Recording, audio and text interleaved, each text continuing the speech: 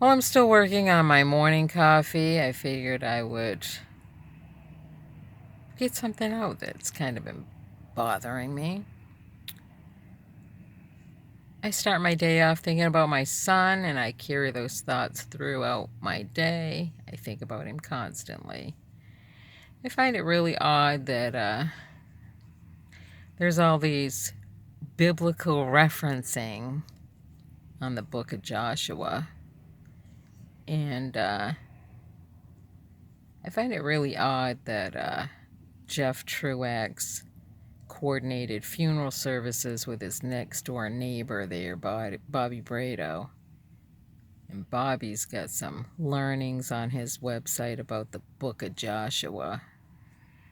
And so I figured I'll tell you my version of the book of Joshua as it relates to the biblical side of the world, that is. So, content and understanding is very important when you read anything historical. You first have to understand the way things were back then before you cast any thoughts beyond that.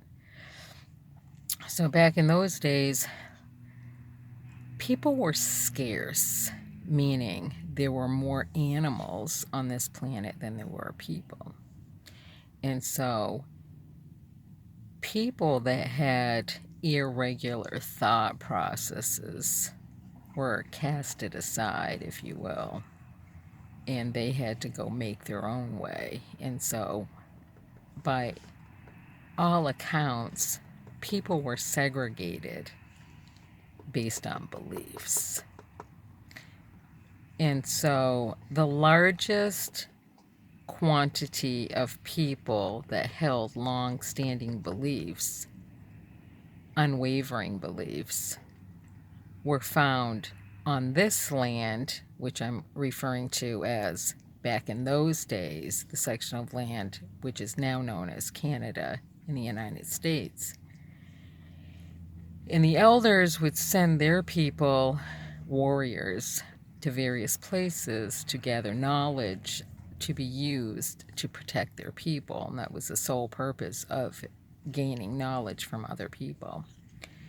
And so to send them to different places, they would cross-section planes, not planes that fly in the air, but other planes.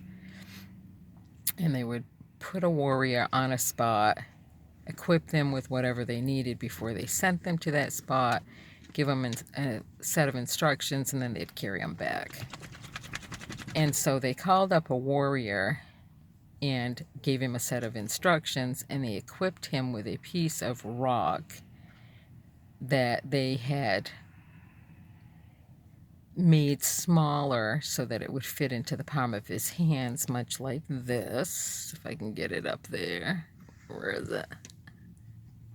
Much like that. And they cross-sectioned planes and sent him where he needed to go. So there was this man standing in an open section, and these people were all standing off to the side, just staring at the man, listening to him. And the warrior arrived.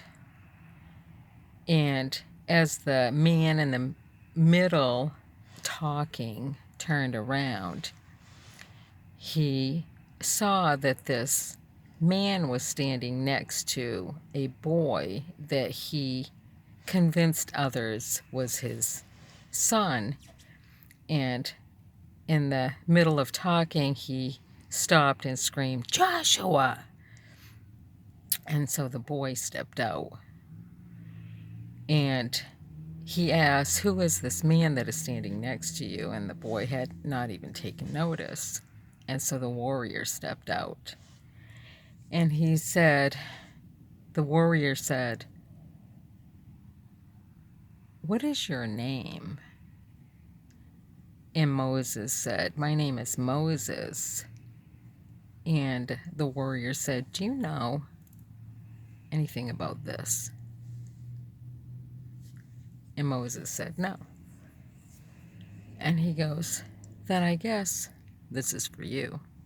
And he laid it in his hands. And on the way through,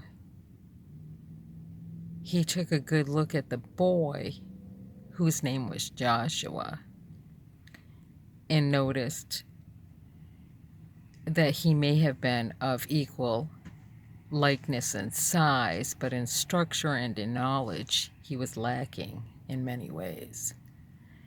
And so he returned to his people, and the rock was back, the ways that they used, they could reel in information from that rock, and from that rock they created what is, it's a lost artifact, but it belongs to the blood. It's the Book of Merchants, and in the Book of Merchants you will find the name Joshua.